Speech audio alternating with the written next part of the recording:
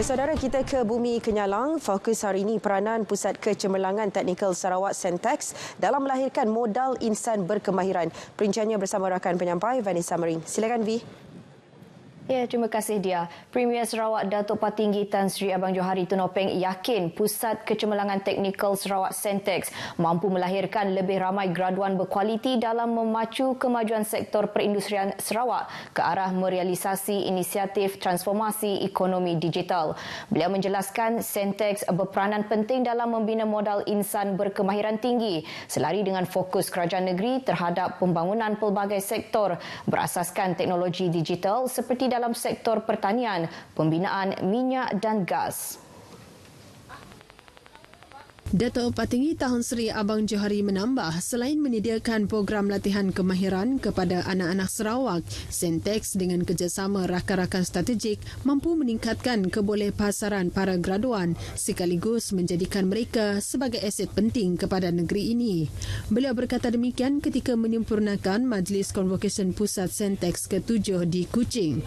Pada majlis tersebut, Premier Sarawak menyampaikan sijil tamat pengajian kepada seramai 500 orang graduan. Seramai 1,241 orang graduan daripada Akademi Digital dan Akademi Industri dijangka akan menerima sijil tamat pengajian mereka pada majlis 3 hari tersebut. Terdahulu, Datuk Patinggi Tan Sri Abang Johari Tunopeng telah melancarkan program Green Energy Testbed dan Precision and Discipline Agriculture Testbed yang merupakan usaha sama Sentex bersama beberapa rakan strategik seperti Huawei, SolarWest, Perbadanan Ekonomi Digital Sarawak dan Netafirm dalam membangunkan penggunaan teknologi tenaga hijau serta pertanian moden berasaskan digital. Turut hadir Menteri Utiliti dan Telekomunikasi Sarawak, Datuk Julahi Narawi, Timbalan Menteri Pendidikan, Inovasi dan Pembangunan Bakat Sarawak, Datuk Dr. Anwar Rapai, Setiausaha Kerajaan Negeri Sarawak, Datuk Seri Muhammad Abu Bakar Marzuki dan Pengurusi Sentex Tan Sri Datuk Amar Muhammad Morsidi Abdul Ghani. Lebih ramai warga Sarawak diseru untuk mengambil dos penggalak kedua sebagai langkah menangani jangkitan COVID-19 varian baharu. Timbalan Premier Sarawak Datuk Seri Dr. Sim Koo Hian berkata, ini terutamanya bagi menangani jangkitan varian Omicron yang dilaporkan semakin menular di China. Datuk Seri Dr. Sim berdedahkan polisi kerajaan negeri mengenai kemasukan pekerja dan pelancong dari negara China juga akan diketahui dalam masa terdekat yang akan dipengerusikan oleh Timbalan Premier Datuk Amar Douglas Ugah Mbas hari ini. The 4 doses, right, is the uptake is so poor, about 10%. There are various reasons. One of the reasons is because people forgot about that. COVID actually, even though we open out, even though we live with the virus, people still die of COVID today, you know. For those on Sinovac, right, we strongly advise that go and get another 2 doses of Pfizer. I mean, that's the best combination you can have. Beliau ditemui media selepas majlis perasmian Hand and Healthcare Environment Hygiene Seminar di Hospital Umum Sarawak di Kuching. Manakala tinjauan RTM di lokasi vaksinasi secara jumpa terus di HUS juga menyaksikan sambutan kurang menggalakkan. Sementara itu, pada majlis yang sama, Timbalan Premier Sarawak Datuk Seri Dr. Sim Koo Hian memberitahu kadar kebersihan tangan di fasiliti kesihatan di Sarawak akan dipertingkatkan bagi mengurangkan kadar jangkitan penyakit. Jelasnya, kemudahan kesihatan di Sarawak merekodkan kadar jangkitan tertinggi disebabkan faktor persekitaran terutamanya di kawasan luar bandar. Justru Datuk Seri Dr. Sim memberitahu kebersihan tangan dan persekitaran yang betul boleh mengurangkan kebilangan ejen berjangkit yang mungkin terdapat pada tangan dan permukaan dan dengan itu ia meminimumkan risiko pemindahan mikroorganisma daripada satu orang atau objek kepada yang lain selain mengurangkan risiko jangkitan silang. Berucap di Majlis Perasmian Hand and Healthcare Environment Hygiene Seminar di Hospital Umum Sarawak HUS di Kuching, beliau berharap seminar tersebut akan meningkatkan kesedaran dan membincangkan amalan terbaik serta meneroka penyelidikan saintifik terkini tentang kebersihan tangan dan persekitaran yang betul.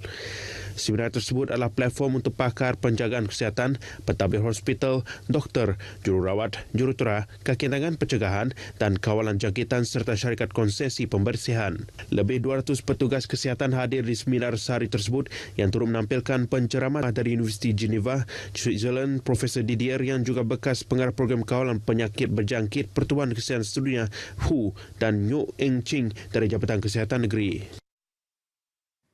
Pusat Sokongan Sosial Komuniti CSSC Kuching merupakan fasiliti sokongan sosial dan pusat rujukan intervensi yang ditubuhkan oleh Kementerian Pembangunan Wanita, Kanak-kanak dan Kesejahteraan Komuniti KPWK bagi komuniti rentan yang terkesan oleh isu sosial.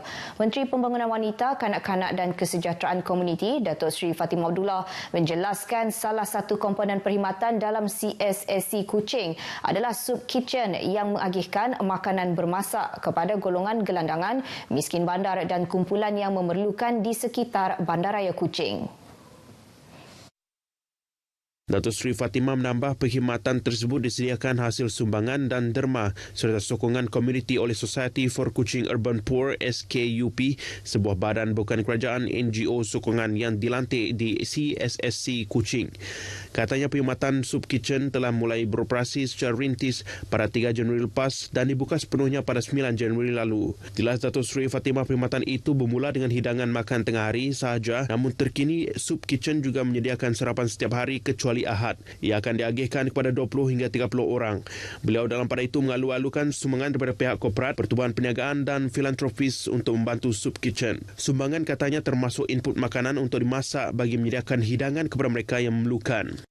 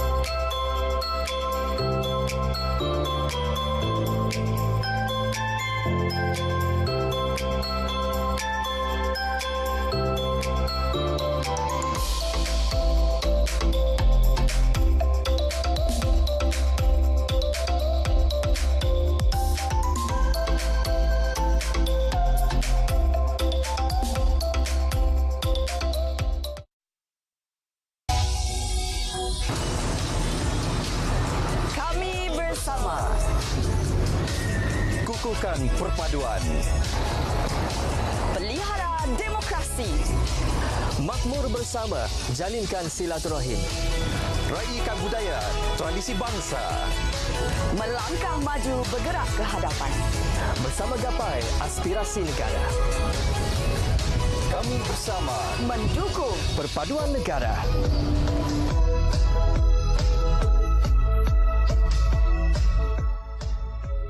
Bersua kembali, fasa 3 untuk projek naik taraf Jalan Berkikik Bunau, Selangau, Sibu akan diteruskan melalui peruntukan projek transformasi luar bandar RTP Dewan Undangan Negeri Dun Tamin tahun ini. Dun Tamin Insinyur Christopher Gira Sembang memberitahu projek naik taraf fasa 2 jalan tersebut telah dilaksanakan menerusi peruntukan projek RTP 2022. Insinyur Christopher Gira berkongsi perkara tersebut di laman Facebooknya, menjelaskan kakirangan Pusat Khidmat Dun Tamin bersama dengan pihak Jabatan Kerja Raya JKR sebagai agensi pelaksanaan telah turun padang bagi memantau perkembangan projek berkenaan. Jelasnya ini bagi memastikan projek tersebut dilaksanakan dengan sebaiknya. Jalan Berkikik Bunau fasa 2 dahulunya merupakan jalan tanah dan dinaik taraf kepada jalan gravel iaitu sepanjang 1.8 km. Jalan tersebut merupakan bekas jalan balak yang merupakan laluan utama penduduk setempat di kawasan itu untuk ke kawasan bandar.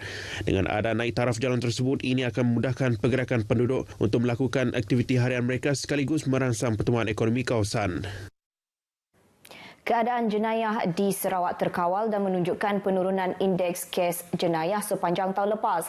Menurut Pesuruhjaya Polis Sarawak, Datuk Muhammad Azman Ahmad Sapri, sebanyak 3,895 kes jenayah telah dilaporkan sepanjang tahun lepas berbanding 4,299 kes pada tahun sebelumnya.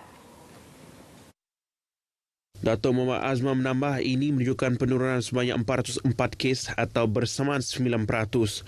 Datuk Muhammad Azman memberitahu berdasarkan perkembangan ini, Sarawak berada di kedudukan ke-6 dalam indeks jenayah seluruh negara.